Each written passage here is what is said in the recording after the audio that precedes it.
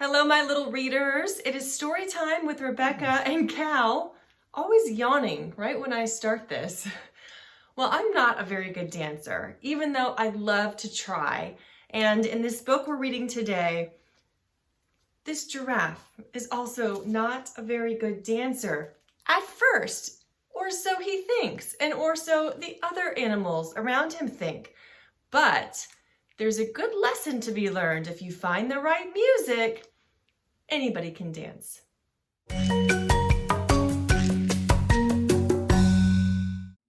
Giraffes Can't Dance, written by Giles Andre and Guy Parker Reese. Gerald was a tall giraffe whose neck was long and slim, but his knees were awfully crooked and his legs were rather thin.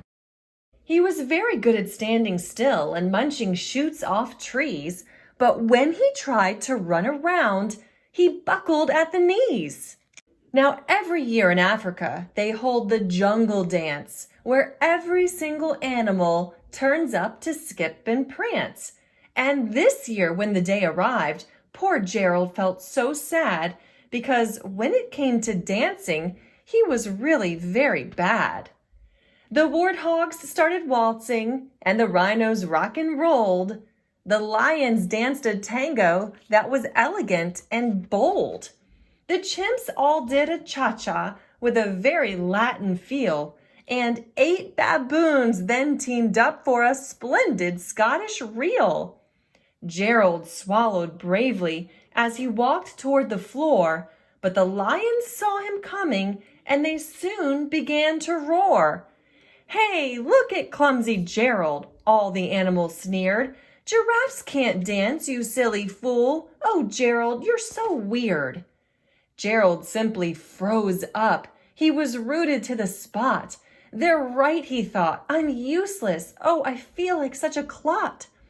So he crept off from the dance floor and he started walking home. He had never felt so sad before, so sad and so alone. Then he found a little clearing and he looked up at the sky. "The moon can be so beautiful," he whispered with a sigh. "Excuse me," coughed a cricket who'd seen Gerald earlier on, "but sometimes when you're different, you just need a different song. Listen to the swaying grass and listen to the trees. To me, the sweetest music is those branches in the breeze. So imagine that the lovely moon is playing just for you. Everything makes music if you really want it to." With that, the cricket smiled and picked up his violin. Then Gerald felt his body do the most amazing thing. His hooves had started shuffling, making circles on the ground. His neck was gently swaying and his tail was swishing round. He threw his legs out sideways and he swung them everywhere.